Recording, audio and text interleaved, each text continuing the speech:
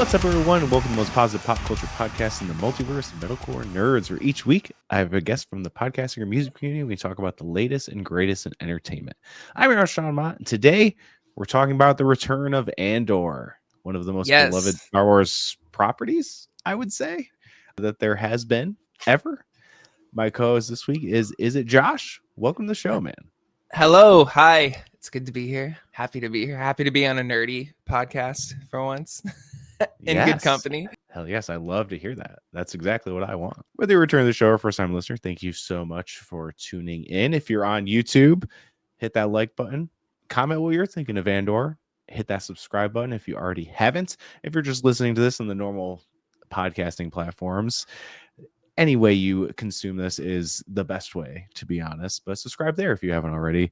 Leave us a 5-star review. It helps the podcast continue to grow, helps more people find the show. And if you want your daily fix of Metalcore Nerds, you can find us on all social media at Metalcore Nerds. But I like to start off the show with Now Watching. So it's where my guests and I, we talk about what we've been watching recently, whether it's new, old, streaming, at home, in the theaters.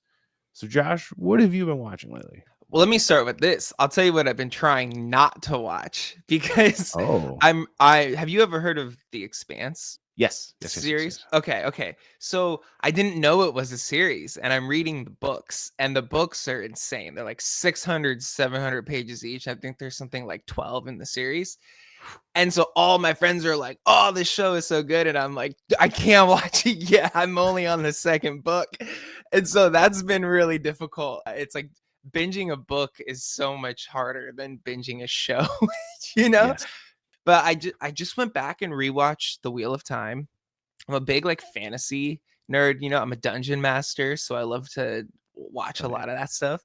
But I'm rewatching Wheel of Time to get ready for the next season. And Wheel of Time was my favorite fantasy novels of all time. So I'm very excited about that. And yeah, from there, Andor has gripped me in a way that the other newer Star Wars stuff hasn't. You know, it kind of brought me back into the universe a little bit. So I actually watched the first season twice, which was some hours put behind that. And yeah, some various animes actually. I watched a Netflix anime, which I was hesitant to do because it just seems strange, like you know. But it was called Delicious in Dungeon, and it ended up being like one of my favorite animes of the year. Yeah, it's about a group of travelers who need to go through a dungeon, but they don't have enough money for rations. And so they decide to just eat the monsters in the dungeon. And it kind of turns into like a cooking show. It's just really great. Yeah. So those have kind of been what's on my plate lately. Yeah. That's amazing. Yeah. Netflix is like, I feel like this can go for anything on Netflix in general. They put out so much shit, but once in a while, there's something on there that's really good. Yeah, and I have to convince my friends. I'm like, listen, you have to watch Delicious in Dungeon. They're like, I'm not watching that. You know, especially like the ones that are like, you know, really into anime. And I'm like, you also have to watch the dub. And I know that's sacrilegious, but I'm such a sub guy. But the dub is so good. And it's actually one of the voice actresses is Nami from the One Piece live action, which I should have mentioned. Okay. Yeah, that's another thing that I'm, you know, cannot wait for the next season and how they're going to do some of the crew members, like the budget that's going to go behind, you know, fully animating some, I don't want to spoilers people who haven't watched the anime, but you know, we'll see how they pull off some things in One Piece. I would say Netflix has the budget for it if anyone does. For sure. That's one thing I'll give Netflix is in their kind of live action anime stuff in recent years, I would say. And I'm kind of including Avatar: The Last Airbender, even though I know it's not technically an anime. Yeah. But it's got the same vibes. Yeah. Is that they've pulled off a lot of stuff that I didn't think was like actually possible. And I'm not saying the Yu Yu Hakusho live action is good overall, but the action in it is insane. Like I couldn't believe it watching. Is it great? I was like, it's amazing. I was like, what the fuck? I was like, I can't believe they're doing this. Like, it looks so cool. And the only reason that anime adaptation is bad is because it's only like 6 episodes. So, and they cram like like anime seasons are like network TV. It's like 26 episodes. So it's a lot Yeah. goes I into that, felt and they that way with squeezed it Cowboy all. Bebop. Even though Cowboy Bebop was such a short anime itself, I felt like the live Right. action also was very like. By the time I was done with it, I was like, I did not connect with anyone. You know what I mean? If I hadn't seen the anime before, but no, you bring up a good point because I talked to my friends, especially the ones who have watched the anime of One Piece, and I think the reason it's doing so well or why it sits so well with me is that they are filming this like it's an anime first, and people on YouTube have stitched together stuff where it's like a one-to-one recreation of these insane fights, even when they like sometimes they'll switch to like a weird fisheye lens or just a camera angle that you wouldn't normally see, and you're like, oh yeah, no, Right. they're like doing the anime here just with real people. So it's very cool to see. Yeah. Yeah, it's exciting. It's cool. That's actually one I've been meaning to get into because I never watched the actual anime of One Piece, mostly Mm. because it's like too. I feel like it's too much. There's Yeah, so much. yeah. I still have. It's overwhelming. I'm about halfway through the anime, to be honest, and Whew. I've been watching it for like years, Yeah, and skipping it's crazy. filler. So it's a lot. It's a lot. Yeah. So that's one I've been wanting to get into. I just haven't Yeah. yet, but I heard great things about it, so Oh, it's it's on my list fantastic. to Yeah. eventually check out, Yeah. especially with the new season coming out.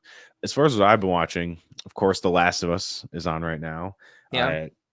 I have been doing the Last of Us after show over on Agents of Fandom. So if you're into that, want to hear me wax poetic about the show Oh, as someone no, who loves the game as absolutely. well, go listen to that because I go in deep and I probably talk too You much on this. dissect. You But yeah, dissect yeah, this. an amazingly beautiful adaptation that it's hard. Like obviously there's going to be comparisons to the two, but I've been viewing it as they're two completely different experiences. They really are Mm, because you can't recreate what you're doing in a game because you are that character. So they have to do different things to kind of create that tension, create that connection, and I think they are doing it while expanding the world other than the people you play through the point of view of.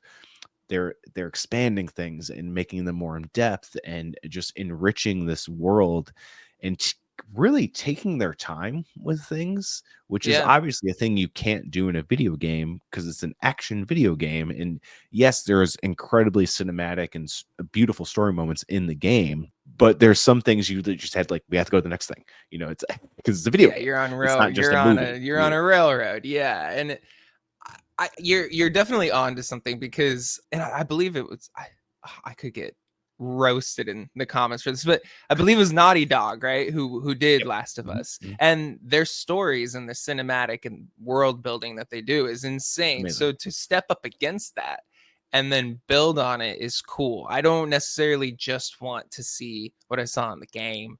I want to Exactly. see how the people are living. I want to see the inside of a rundown shack, or that's Right. again, not to just keep bringing it back to Andor, but that's again why I kind of like this in Andor too. I just like when they show outside of what you're used to. I want to see the Right. daily life of the people and what's going on in this cool universe that I've fallen in love with, but haven't been able to kind of dive into. Yeah, that well said. Other than that, my wife and I have been watching Everybody's Live with John Mulaney. It's a John Mulaney's talk show on Netflix that is live, I think, every Wednesday. We haven't been Oh, watching okay. live. We've just been watching the reruns. But basically, the main premise of it is kind of like a normal talk show. They have famous people on, but he has like a topic every episode that they talk about the topic. They have callers call in about the topic, and it's very funny and it's very ridiculous. And there was this one topic that I just keep thinking about, and it was about dinosaurs. Not that dinosaurs aren't real, but that John believes that the way dinosaur skeletons have been reconstructed in museums is completely wrong, and it's made them to be more opposing. And it's just like you even look up. I think it's like "Are Dinosaurs Real" is like the title. Just watch Yeah. that episode. It's Yeah. amazing. Like it's I've been looking for so a so fun. comedy. I've been looking for something funny. Everything I've been watching has been so heavy and dark lately. I Yes. want to I want to put something on and giggle before bed, you know. So I will check that out actually. Yeah. It's a good one too because it's like it's a talk show, so there's no like there's no storyline. It's just Yeah. these famous people talking about really random things. There's one about Yeah. cruise ships and stuff. It's amazing. That's awesome. Highly recommend. And then I've been watching The Rehearsal, which it's Nathan Fielder who did Nathan Yeah. for You. And it's so hard to explain in the show because it's so fucking. So I can like, see, like, as soon as you said Nathan Fielder, like right when you said Rehearsal, I was like, I know the show, but I haven't seen it and I know nothing about it. So the first season, the second season just started coming out. There's 2 episodes out. And the first season is basically like he put out like a Craigslist ad and he's trying to help people solve these problems. And the first problem he ends up getting is that this one guy, he's in a trivia bar league and he lied to his trivia team about having a master's degree when he really only had a bachelor's degree. Now he's been in this team and has had this lie for like years at this point, but he wants to come clean because he feels bad because he really likes these people. But he's worried that this lie will ruin his friendship. So what Nathan Fielder does is that he goes to the bar where they have bar trivia. He recreates said bar on a studio lot, completely recreates it like 1-to-1. And then he has actors go meet with the people that are on his trivia bar team, like randomly. And the actors meet with these people so they can act as those people. And then they go through scenarios to find the best possible option of how to approach this conversation. And that's the premise of the show. He helps people, and the rehearsal is them rehearsing this thing. And then it becomes into this weird surrealism kind of thing where you really can't tell what's real and what's not. And it's insane. It's the premise reminds me of Jury Duty. Have you seen anything on the? Okay, cool. I love that show. Same way where I'm like, what is real? What's not? Is this guy really being messed with this bad? Like, yes. So yeah, very similar to that, but way more uncomfortable. Okay. Than that. And then the second season, the big starting premise is that it's like some statistic about like plane crashes and how he thinks the real problem of plane crashes is because pilots and co-pilots have a problem with communication with each other. So he's trying to find a way in to solve this problem. And it goes places that absurdity. It's so insane. There's a thing that happens in episode 2 that I cannot believe they like put on. They like HBO was like, yeah, that's fine, let it go. Because it talks about another streaming service and it puts them in the most insane light I have ever seen. And I'm like, I can't believe they did this. Like, this is absolutely crazy. So like, I've just been telling people like, go watch this show because it's. I gave a little elevator pitch, but like that doesn't even scratch the surface of what the show does. Yeah. And I just that's like me with Delicious and Dungeon. I'll give my little elevator pitch. I'm like, yeah, it's kind of a cooking show, kind of a fantasy. And I'll be like, but you just got to go watch it. And also you got to break the rules and you got to watch it in English because I said so. You just got to take me for what I said, But yeah, that show is absolutely insane. I just adore it because he is the most like unaware, but also aware person I think of all time. Like he's fully like the things he does is so awkwardly unaware, but he is so like he's playing like 6D chess. Like it is fucked, dude. Like I seriously, like, and I uncomfortable, awkward humor sometimes is my favorite. I have to say, just the long, drawn out silences, the human experience of just very strange reactions. I'm like, better you than me. I'm always thinking in my head, better you than me. Oh yeah, I sometimes I feel like I'm an awkward person, and then I see things like that, and I'm like, maybe I'm not. Right.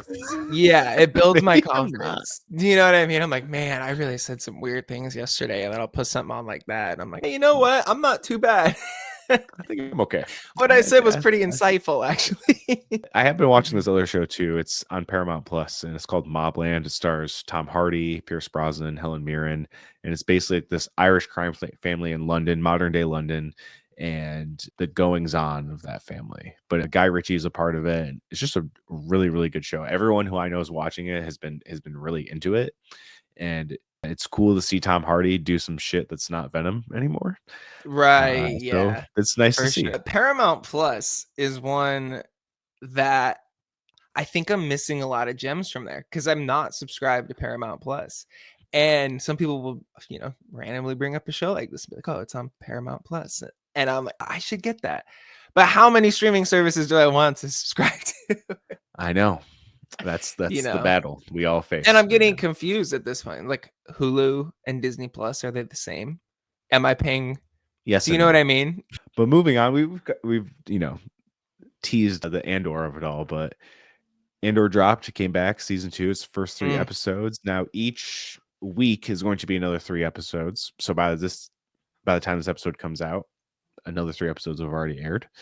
And it's kind of like each chunk is like a year in time. Well, it takes place within a year, yeah. and it's kind of like a moment in time from all of our characters as we go on and obviously eventually lead to Rogue One. But before we get into Andor specifically, I want to know what was your journey with Star Wars? Like what got you into Star Wars? I know you kind of talked about how this kind of brought you back into Star Wars and like Yeah. kind of how you're feeling about the state of Star Wars as a whole. Yeah. My dad got me into Star Wars at a very young age. And he was the type of dad that would, on weekends, he'd sit us down and put on like 2001 A Space Odyssey. And just like, he showed us all the classics. And Star Wars was one of them. And so I must have been like 10, and I was obsessed. And I watched it over and over and over again.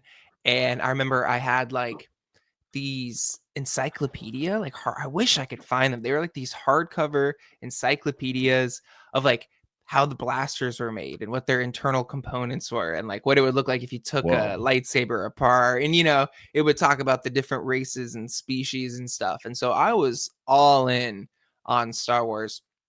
And then I remember I got a little older. I think what was Phantom Menace? 2003? Am I or Something like that. 2000-ish? Something like Early that. I was like, 2000s. Yeah. yeah, I was like 13 or something. And people hated it, but because I was 13, I loved it. You know what I mean? I wasn't old enough to be a critic. Yeah, I was having a ball. So I loved all 3 of those movies as well. Now that I am a little bit of a critic, I can, I do hate Jar Jar Binks and I hate, and like other things like that. But those main movies were like my core, right? And then Disney acquired them and they started branching off and doing all these things. And I went and saw the new movies. And I remember leaving the first one being like, what did I just watch? It was like it reminded me of, for me, and not to, I know there's a lot of Star Wars fans out there, but it seemed like it was like somebody like doing a project on like trying to imitate what Star Wars was, Mm, like down to the transitions where they would do like the screen wipe and things like that. I'm like, I mhm. get what you're doing, but it just wasn't there for me. The main characters were unbelievably overpowered for no reason with no training. It was just odd. It felt like a lot of fan service, and I think that people needed fan service. I didn't need fan service, but the people got it. And then The Mandalorian came out, and I can't even remember if I finished it. I watched a lot of it and I don't know if I finished it, and only because I was watching it and then I left for tour. And when I came back, Oh, that'll yeah, it do it. like interrupted my That'll whole do it. cycle. Do you know what I mean? Yeah. Yeah. I wasn't feeling it. Rogue One I thought was good, but this one, again, the way that it was so just like everyone's an anti-hero first off, and like it's showing the disorganization of it all and like how it wasn't this perfect operation. Like when we're first introduced to the rebels in Star Wars, it was Leia, stealing the plans of the Death Star, right after Cassian does this thing. And so from that point on, all you're seeing is like this tunnel vision of like, okay, we see these things every now and then, but you don't know how we got to this point or anything. So to see these like unwilling, unruly anti-heroes who all just want to work for themselves kind of begrudgingly all come together, I was like, no, I'm into this. I'm into this. This isn't just a bunch of people starting out with like special powers and like, I picked up a lightsaber and now I can use it and fight this guy who's running the new empire. It was more like, oh no, we're gonna lose and we're gonna lose a lot, and we have to do like really morally gray things, Yeah. especially because of Luthen. But yeah, I don't know. I loved it, and I love cyberpunk. It's like my favorite genre, and I feel like the Yeah. first season especially was kind of cyberpunk to me. It was very I can see dystopian. that. It was, yeah. So yeah, big time got pulled in with this. That brought me right back into Star Wars, and now it's like, now I want to go back and watch all the stuff I missed. I want to go rewatch the newer movies again with maybe a more open mind this Mm. time. you know. gotta go finish the Mandalorian. I'm like fully Yes. back in now. So I think there's one thing you definitely should check out, because I feel like it's like a good mix of what Andor does and has that like fantastical Star Wars stuff, is Star Wars Rebels. It's animated, but it's amazing, and it really just follows this main cell of Star Wars Rebels as they go through in their journey. It ends up following one Jedi and his crew, and then they end up picking up a kid, and he becomes his Padawan. And it has cool. probably one of the emotionally resonant moments in all of Star Wars for me, like straight up. Like really it crushed, okay. like ruined me, like absolutely ruined me. It has a lot of Darth Maul in it, Ahsoka's in it a fair amount, and Mon Mothma's in it. Like some of the stuff kind of connects where I think during the place of Andor now, I think is during the place of Rebels. So these things are all happening like concurrently at this point, which is really which cool. is so cool. Yeah. It's so awesome. I love that I love Andor that. shows that off too. And like, I shouldn't forget his name. Nimic.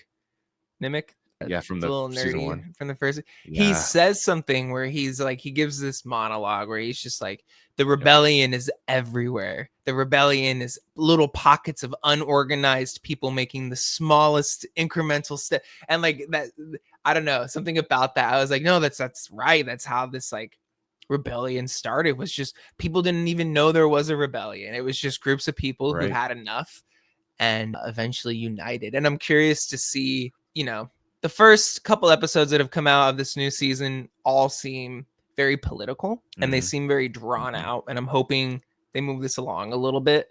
And I think they will. I think they're trying to give that sense of like, hey, this goes all the way to the top. You know what I mean? Especially with like Mon Mothma coming back in, and like the Senate and the investments failing and people kind of shaking their fear. I don't know. I see what they're doing, but I would like to get back to the Rebels on the ground a little bit more, you know. From what I've heard of my friends who've seen all of the season, they're like it just continues to ramp up from here. Okay. Cassian, you know, landing and fight, like seeing that group of disorganized rebels, you know, and kind of getting caught up and stuff. I think they needed to do that to delay him showing up at the right moment, but unnecessary to me.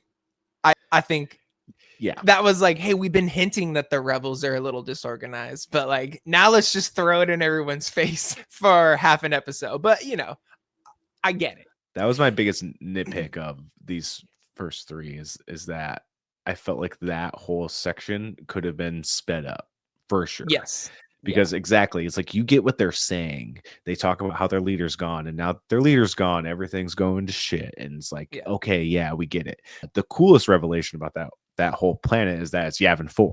And we know that's going to be like the primary base of like the Rebel Alliance. So that's cool. And obviously they do a lot of work to get where they need to be in a pretty short amount of time.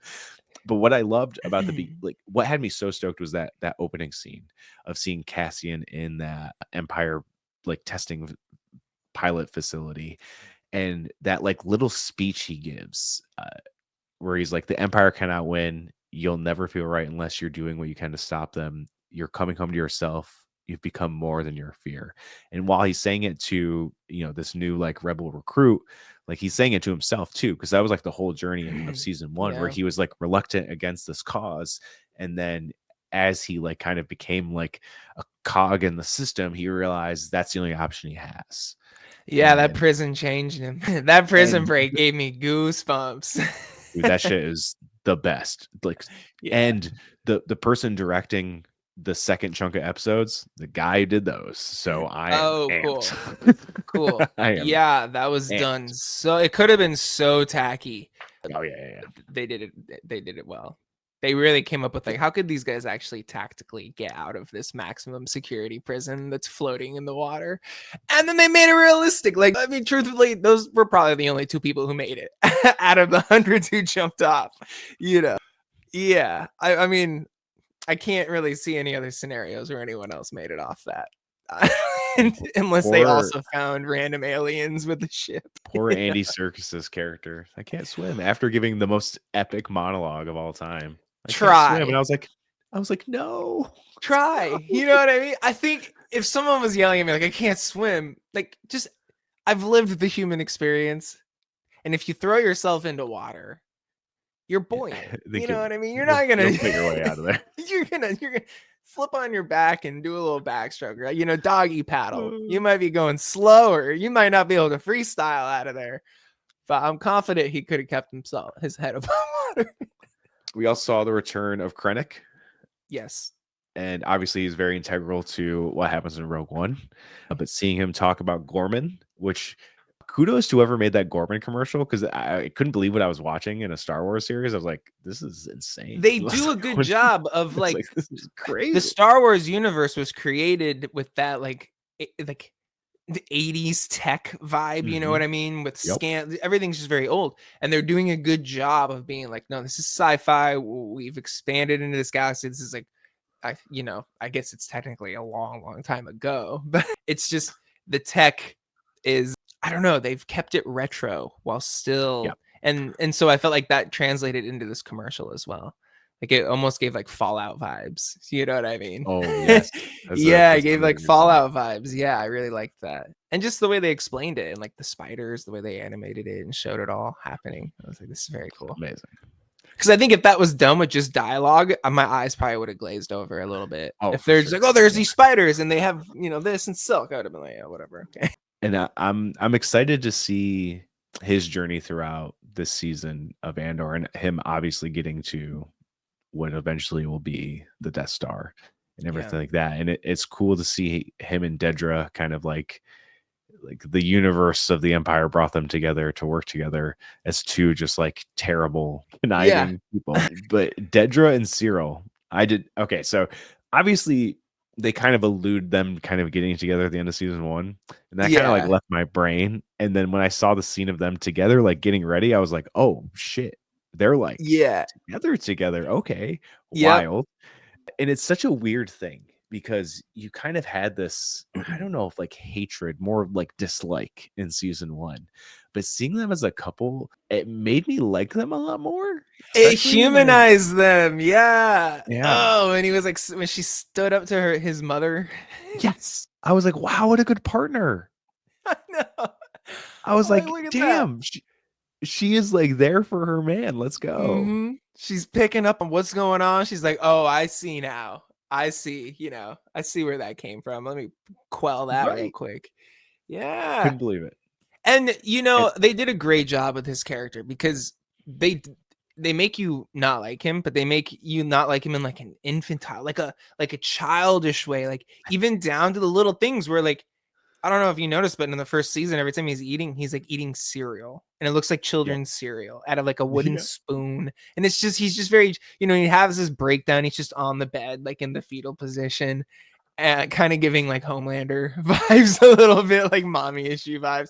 But yeah, she picks up on that. It just shuts. I don't know. She was so unlikable, and that I love when someone's so unlikable because that means they're doing their job very well as an actor or actress. But yeah, I'm curious to see where they're gonna take that because I have a feeling they're gonna make us like them, and then we're gonna be like, I feel like they're gonna be pit up against other people we like, and we're gonna be very torn on what. Which that's good writing. That's great. That's good writing. And I did want to point out the bed thing, which is obviously the best reaction meme of all time now, is that was totally improv by the actor. Oh, man. That's great. He's living in that head. Yeah. And the actor who played Dedra didn't see it because she's obviously off camera in the other room. And she just kind of remarked of how the director was so happy with what he did. And then when she eventually saw the episode, she's like, wow, that is incredible. It was such a just like, you poor, just like, I don't know. I saw him in that position and I was like, what happened to that man in the uniform who was like, the Empire security is up? Like, you just see this like man child just laying on the those not even the fetal position. That was just like my body went limp here and I'm just gonna just pure defeat lay here. It was pure defeat. Utter defeat. Yeah. Yeah. And it's like that. I think that's why he's so authoritative in a place where he has just the little bit, like the tiniest bit of power, is because that's the one place where he's like grips onto it. He's confident and he knows that he has that shred of power there. So he kind of takes advantage of that. And you know, it's because when he's with these like female figures that he like obviously looks up to, he's like submissive to them because that's how he was raised. He was raised in a home that was like obviously not great. Yep. And that has affected him. And Yeah. that's such a cool thing for Star Wars to even To tackle touch and on, talk like, about. what? And It's do it in a insane. way that's not. They've touched on a few Heavy-handed. things that have been heavy. You know what I mean? A few things Yeah. that I wasn't expecting in the Star Wars universe, but they're doing it in a way that isn't making me uncomfortable. You know what I mean? It's nothing. They're just handling things well. And if something is way too heavy, they're doing it off screen. You know what I mean? Oh, They'll I talk mean, about they did handle something really heavy in these episodes Yeah. too. Yeah. In the Yeah. in the planet where Bix and Brasso, they're kind of hiding out waiting for Cassian, and of course B2 Emo, the best droid. I love him so much. I love him. He breaks I my get fucking so heart. sad. I know. Why is it always the Cassian. inanimate, like the non-humans that I'm always like, oh, yeah, Everybody's like, "Where's Ian?" And I'm like, "Kill me. yeah. This is And too I know, I much." think I know what you're referencing, the scene that you're gonna reference, and yeah, that's kind of what I'm talking Of about. course, and this kind of I don't even want to say it's controversial because the people that have talked about it of why it exists have had very good answers for it, and I think it is kind of important. It's like obviously Star Wars is based, you know, it's fascism, you know. Yep, Just- it's fascism through and through, it's, 100%, and there's a how lot a of like fascist state starts. exactly, and there's even like Nazi iconography kind of references like with Krennic's like Overlook thing to things that like Oh, Hitler had and stuff like that. yeah. Like Tony Gilroy is a massive history nerd. And the reason this show feels so relevant and topical is because history is doomed to repeat itself for all fucking Yeah. eternity. Yep. And why it's even more depressing to watch because you're like, wow, this is kind of what we're going through now. That sucks. Is because that's just what happens. It just keeps Yep. a cycle of the same fucking shit forever because human beings are flawed and that's just how it is. And when we see this officer of the Empire try to take advantage of Bix, try to sexually assault her, people saying like there's no place for that in Star Wars, it's like that is exactly as what Star Wars is trying to point out is stuff I like think that. so. Yeah. And I think that's one of those things where that stuff absolutely was happening in Star Wars, but it was happening off screen. You know what I mean? And this is Andor, and this is Or implied, specifically at giving us least. and this is giving us a glimpse at not the heroes, not the Jedi, not the, these are the people on the ground. These are the peasants. These are the people that the Empire thinks are subhuman. You know what I mean? And this is just it's a different take. I'm glad that they didn't go full force into it. Like it got a little heavy, Right. but I didn't have to like, you know, normally with those types of scenes, like sometimes I'll just fast forward. Like I know what's about to happen. Like I don't need this to drag on for 10 minutes. But they ended it in a way that was they proved their point and you know, they moved along. But yeah, that one caught me by surprise. It's definitely giving me the vibe that we're headed somewhere where the show could get dark. And you know, I'm looking at Cyril, and like you said, the submissive thing. I think that man is in a perfect position to be manipulated into doing something For horrible. So I think that we're gonna end up, you know, like we did say we like them now, but something is going to happen. I think where we're going to end up hating her again because we're going to start seeing her manipulating him, and he's going to do some shit that is going to leave us very queasy, I think. And this show's very interesting because it's crazy because I feel like a lot of the projects that are like big IP things, it seems like the stuff that people have when it got announced or whatever, people kind of hated on them. They're like, who wants to see a show about the guy that we know that dies in Rogue One? And then it comes out and everyone's like, holy shit, this is amazing. Same thing with like Agatha All Along from Marvel or Thunderbolts is coming out. It got announced and like, who wants this? And now it's getting reviewed as one of the best movies since Endgame. And it's like, when you put the right people behind the camera, whether it's, you know, writing, director, everything like that, it's like, and you put out a good story, people are going to connect to it no matter what it is. Yeah. And that's what those projects have been doing. And it's like the show is a perfect example. But I think the thing I love about it is because the show still has stakes because it's making you fall in love with all these other characters that obviously are on the chopping block. Because as we see in Rogue One, we don't see any of the other characters other than Krennic, obviously, at this point. Yeah. So it's like you're like, and seeing Brasso go in this first arc, you know, you're like, fuck, that dude was. Let's talk about that. Let's talk about that. He was the best dude. several times I got goosebumps during his scenes. This is early Walking Dead spoilers, but I'm just gonna say them in case someone's like, "Oh, I just started season 1." So, like, I don't think you know what I anyone has felt started. like? Yeah, you know what I just, you know, in case there's someone out there, it felt like when they killed off Carl off screen, like when he got bit off screen. Like, how are you gonna? I love Andor. I love everything about it. How are you gonna? Unless I blinked, he got shot off screen. He got on that speeder. He started speeding away. And by the time Cassian finds him, he's dead. And I was just like, that man deserved to take his blaster shot on camera.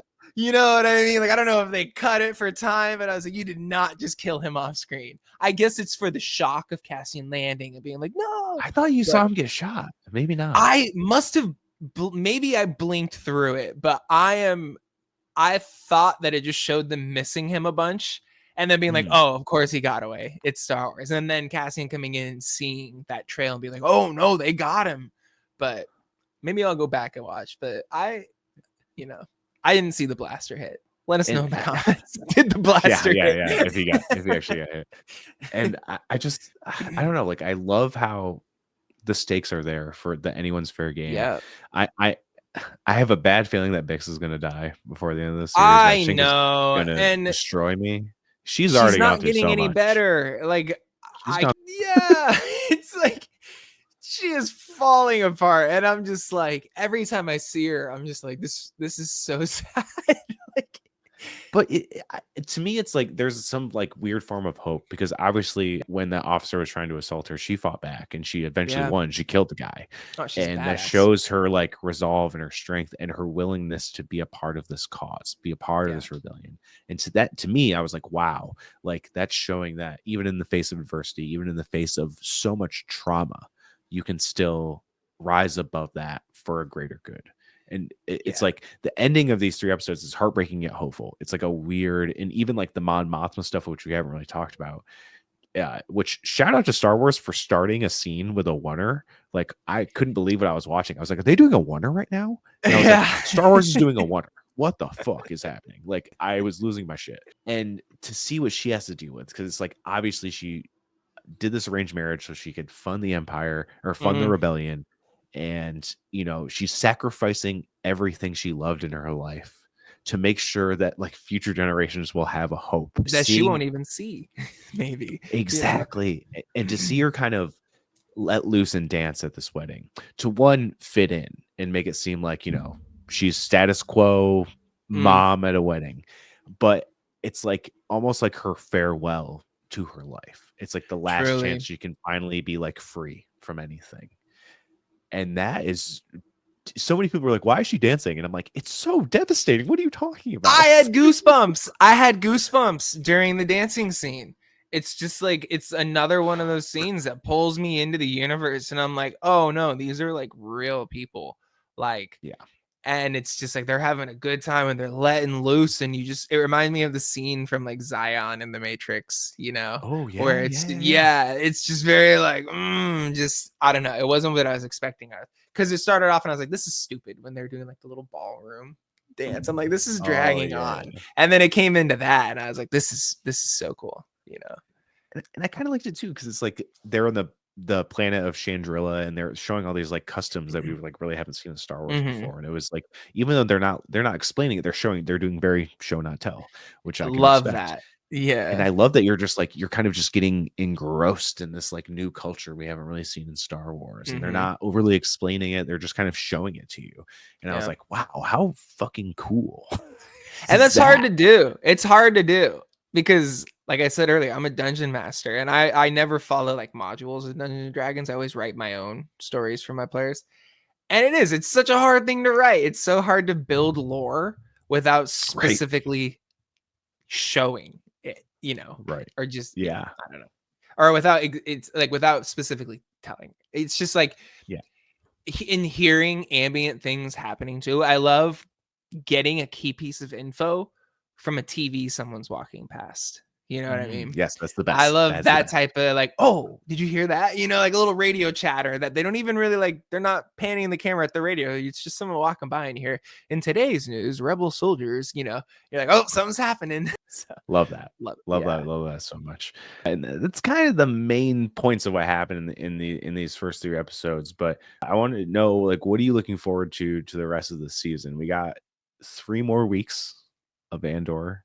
I will Mhm. say 3 episodes, and they're like, I've always described as Andor as like it's basically an HBO show. It just Yeah. happens to be Star Wars. Like that's the Yeah. vibe, that's the quality, that's the vibe. Everything is Yep. like that. But like watching 3 episodes, I didn't even finish the 3 episodes in one night because like No, you know it's a I'm on the East yeah. Coast. I watched like 2.5, and I was like, I'm gonna go to bed. I'll finish the Yeah.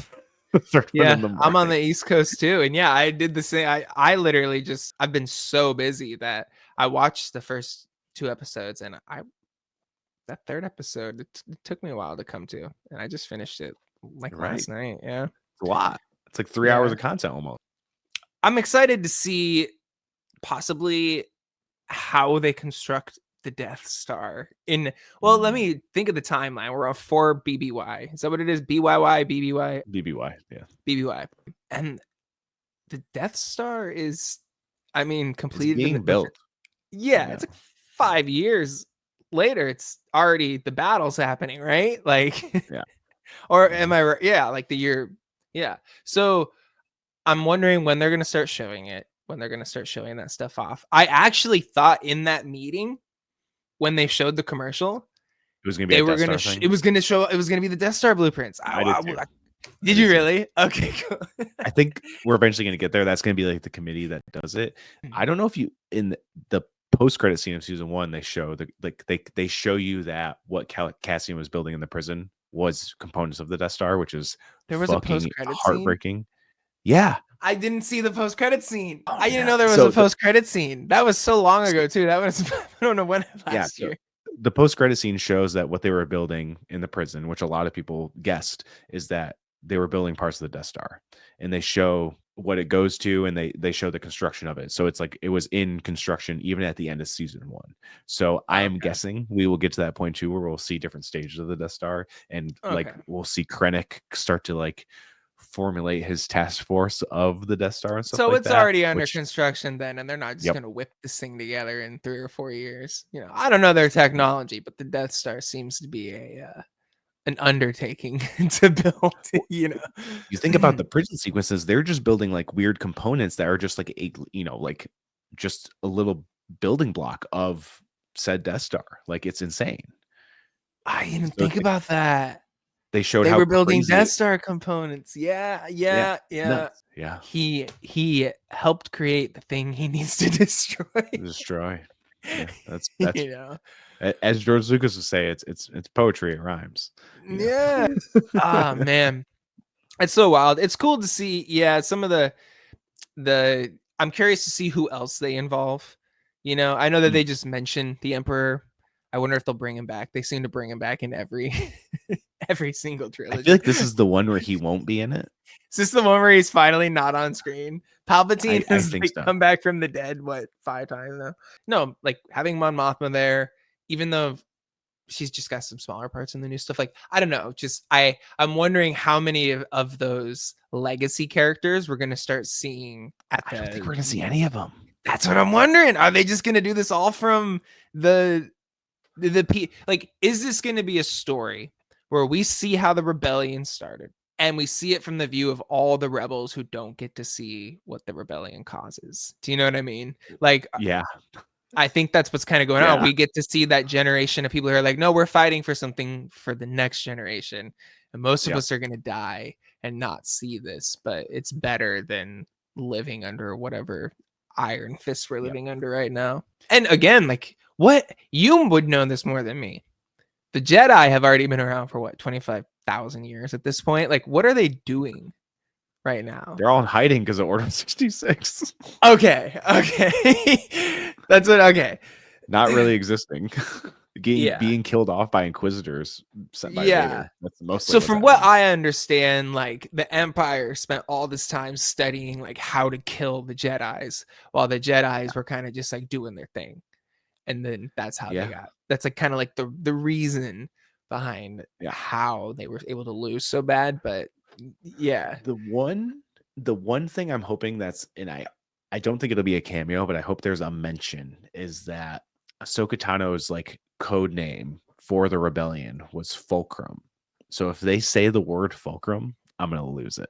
I'll be so stoked. That would be awesome. Because even in bet they will. Rebels, this is a sort of a spoiler for Rebels, I guess. No, go but ahead. you see Yeah. them interacting with Fulcrum, and then you eventually find out it's Ahsoka Tano, and everyone's like, Yeah. "Oh shit, that's so awesome!" Yeah.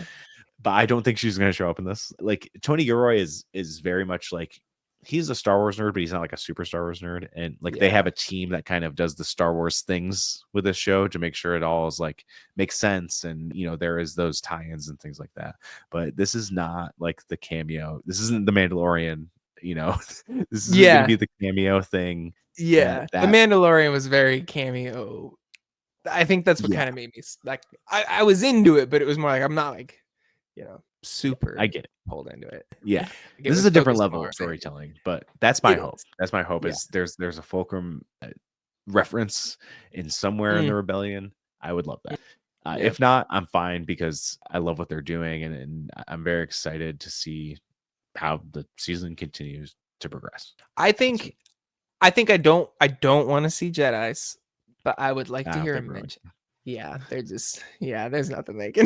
There's like you know, there's like you think about it, like right after this is where Luke becomes a thing, and he's like the lone Jedi. He's not the only Jedi. Like Ahsoka's out there, Cal Kestis from the video games is out there. You know, it's so funny. Yeah, it's so hard to keep the timeline straight with how everything releases different. But you're right. Yeah, everyone goes. Even the ones that don't die, you just go into exile. You know? Like Obi-Wan's chilling on Tatooine right now. Yoda's in exile. Yeah, Yoda's on Dagobah, chilling. Which, by the way, if we just want to throw it back, the scene where Yoda finally pulls out his lightsaber and starts flipping all around and does his battle scene.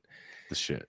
Awesome. The moment when my childhood eyes saw that, I was just, that will stick with me for the rest of my life. Yeah. I need to bring that up on this podcast because just like you just never see like who is this old green creature, and then suddenly I was like, oh no, this makes sense. Like seeing the lightsaber like spinning like that with him in the air, I'm like, oh my god, the best. We need a Yoda show. We need a Yoda show. That would be insane. A Yoda show would be insane. He's in a lot of Clone Wars. True. Yeah. He's in a good amount of Clone Wars. True. But dude, thank you so much for taking your time, talking some Star Wars with me. This is great. Yeah, absolutely. Thanks for having me. That was fantastic. No problem at all. I'm more than happy to have you back anytime. Yeah, absolutely. But before we got here, please plug what you got going on musically, where people can find you. Let the people know what's up. Yeah, definitely. You can find me. I make it really easy. The name is isitjosh, one word. I am a post-hardcore and metalcore artist who grew up playing in all the bands, and now I'm doing a solo project. It's a little post-hardcore, a little poppy. I'm trying to bring in that angsty post-hardcore metalcore vibe into like pop music. So we'll see how it goes. I'm bending some genres here. Yeah, you can find me anywhere. isitjosh, isitjosh.com, isitjosh on Spotify, Apple Music, TikTok, Instagram, the whole shebang. Got a new album coming out May 30th and hitting the road to play a couple cities in June. So that's the plan. Amazing. And I'll make sure and link everything down below so you can go down there and check it, even though you made it ungodly easy for you. I try. I try. isitjosh. Spotify, the DJ X, you know, like what? Let's listen to what he calls me. I sit Josh, which is a little disappointing, but no, like I sit, but whatever, we'll get it. And it used to say, "Is it Josh?" And there must have been an update in there because now he says, "I sit Josh." It is. Is it Josh? Parody merch with you just like sitting down. And then just that's put like my buddy in front of it. I had a friend who thought it was like Alex is on fire. oh man. Yeah. It's one of those scenarios, you know. Damned if you do, damned if you don't. isitjosh.com, everyone. Check me out. Debut album coming. I love sitting. I'm doing it right now. Yeah. So. You know, who doesn't love sitting? If you want to support the podcast, you go to metalcorners.com. All our links there in one easy place. And if you want to follow me on a personal account, it's just at SeanXMod on Instagram and Twitter. And until next time, see you later, nerds. See ya.